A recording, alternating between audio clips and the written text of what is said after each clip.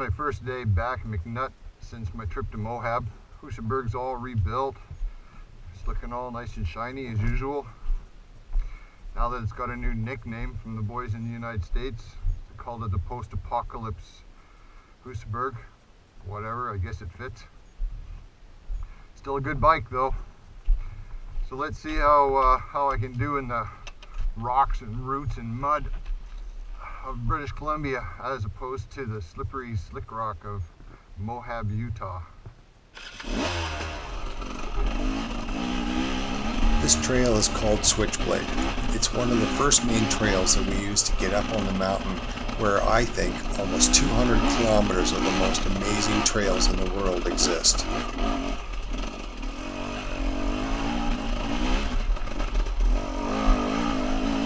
Of course, I'm a bit biased, and I know there are many great places to ride out there, but nobody I know has ever had anything but amazing things to say about this place.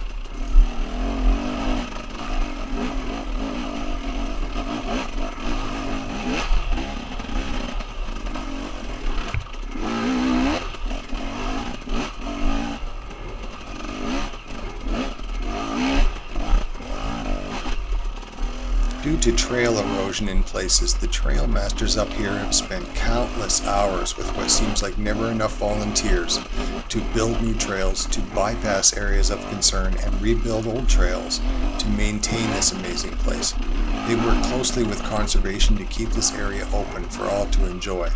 Sadly though, we may be fighting a losing battle, and if more people don't start helping out, riding responsible, along with lending a hand on trail days, we may all lose places like this forever.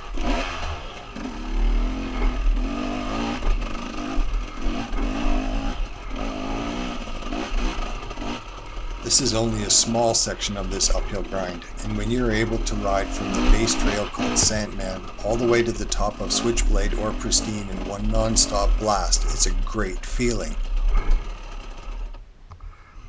Holy shit, that was a good run.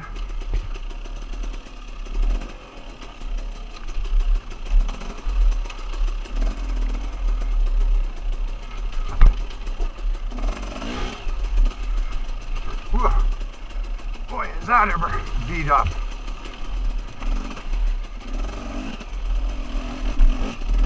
This is a fairly new trail called Roadhouse. Up until recently, it had a couple of very tough sections that were definitely not for the intermediate rider. Even now, it will challenge most of us to take our A game along.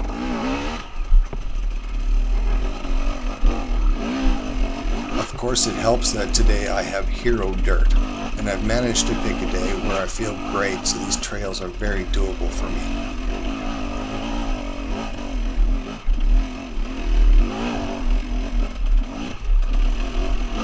Sometimes it's best to just do what it takes to get up on top of an obstacle and deal with it once you're on top, rather than working out the perfect line up and over.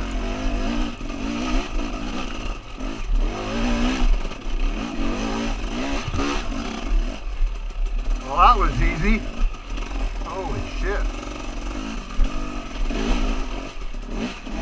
Last time on this spot, I told myself I will hit that rock next time instead of trying to go around it. Work like a charm. Just put one ball on either side of the tank and went for it. Ah, cool as hell, man.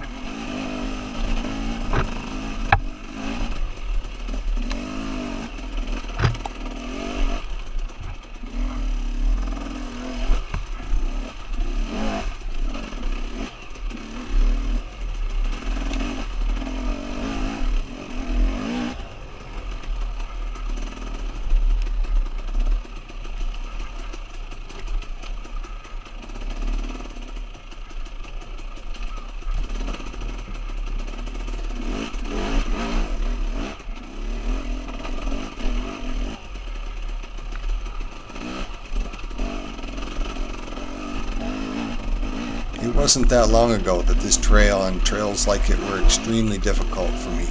All my training, time spent with guys like Chris Birch, Barry of Hard Enduro, and time spent on my trials bike have really helped.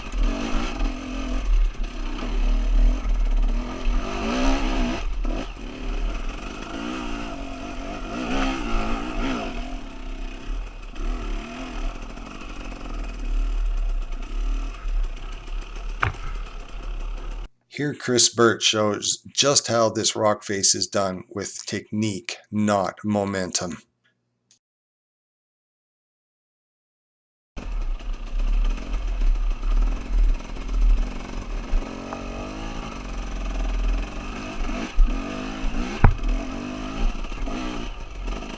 It's so nice up here, sometimes you just have to stop and take it all in.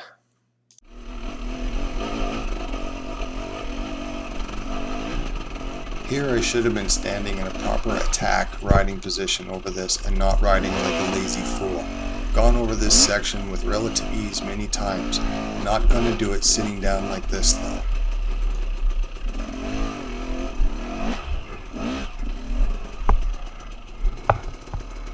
Wow, is this ever fucked up?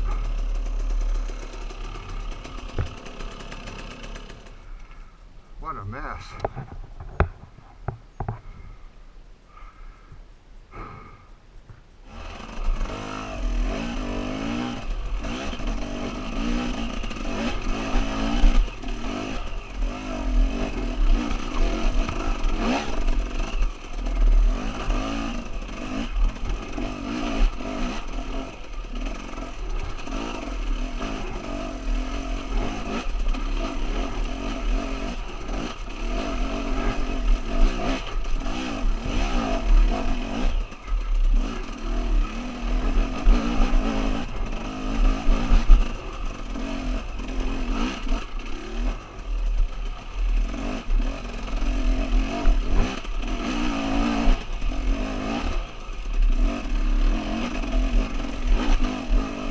This is a great long hill climb with plenty of challenge.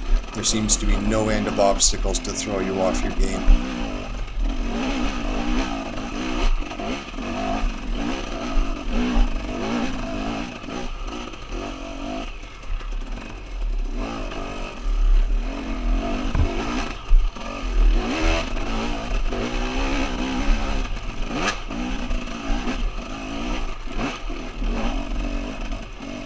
On days like this, I like to hit everything I can rather than go around it. Other days, it's fun just to see how fast you can get your ass up the hill.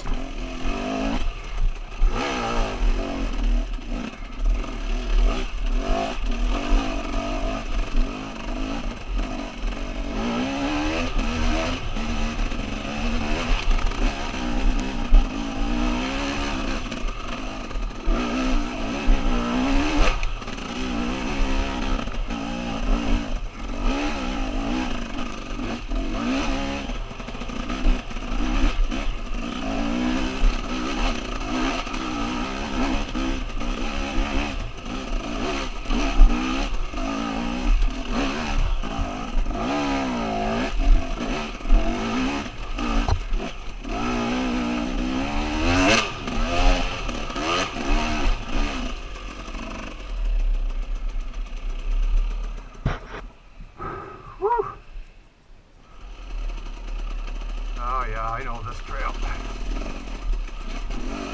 This trail is the remnants of some very old logging roads that were made to remove the old growth trees that once covered this mountain. It's sad to me that they're all gone. How amazing would it have been to ride here amongst the giants that once stood.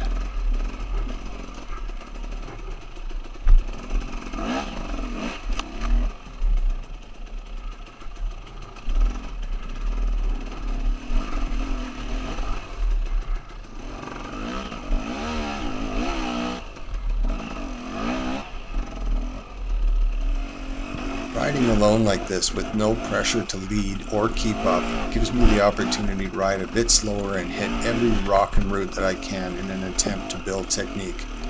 Turns out I'm not that guy who wants to spend countless hours practicing my skills in a more controlled area like I should, so this works out well for me.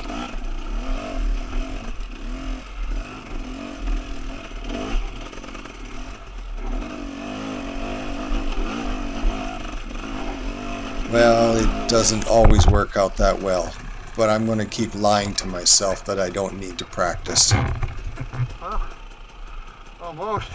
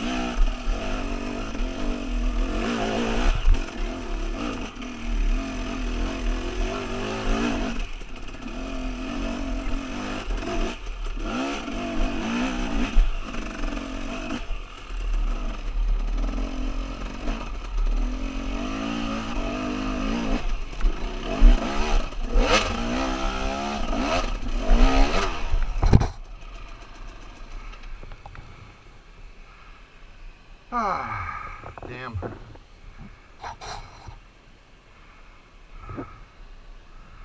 That was all pretty good until I hit a tree. It takes so much more energy to screw up than it does to do it right, doesn't it?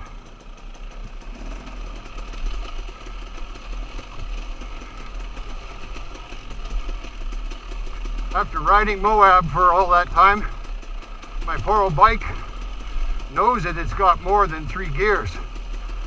Love to go fast. Unfortunately in here, I just can't do it. Others maybe. But I can't process this shit fast enough and live. So, that's about as fast as I dare go.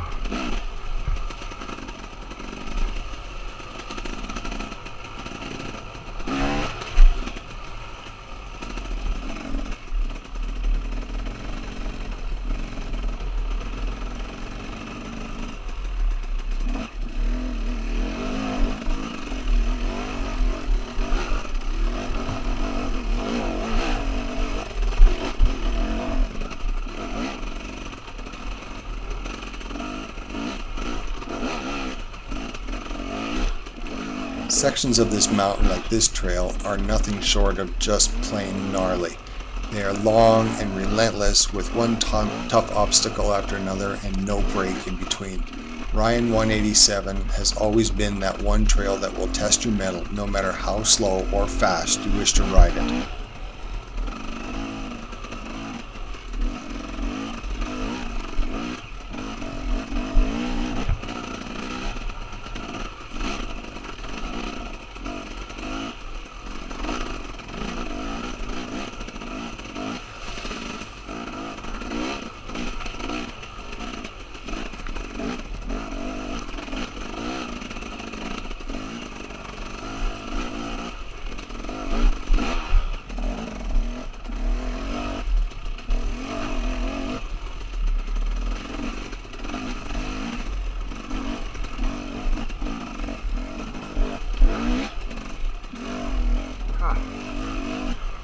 Good God.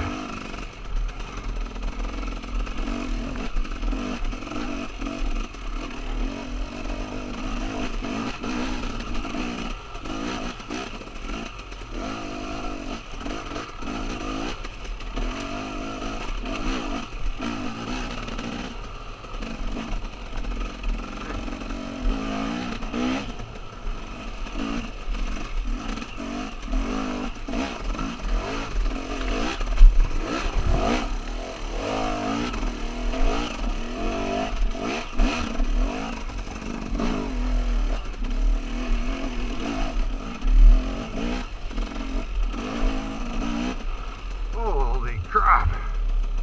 Woo! I don't like road riding, but sometimes I gotta tell you, they're a welcome sight. Just every once in a while you need a little break.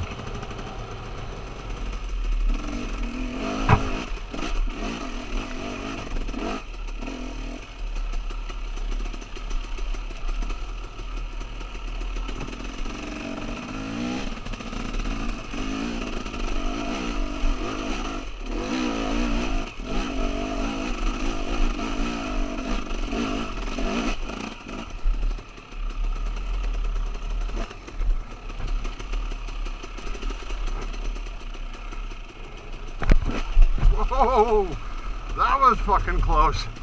Woo!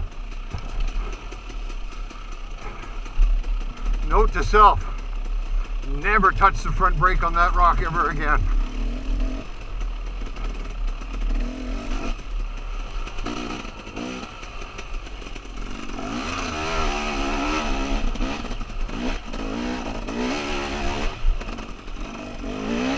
It's been another amazing ride. I've only managed to put on 30 kilometers today and have ridden non-stop for over 4 hours.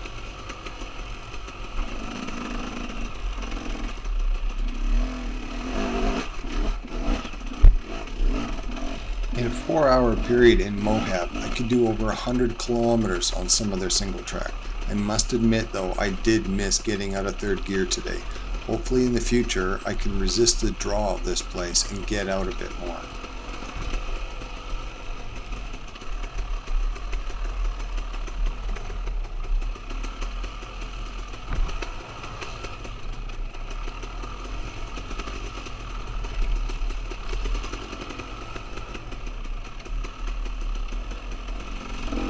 also must admit now that I have a taste for open trails again, where I can experience the thrill of blasting WFO down an open trail, hitting whoops like the sand trails of the open desert.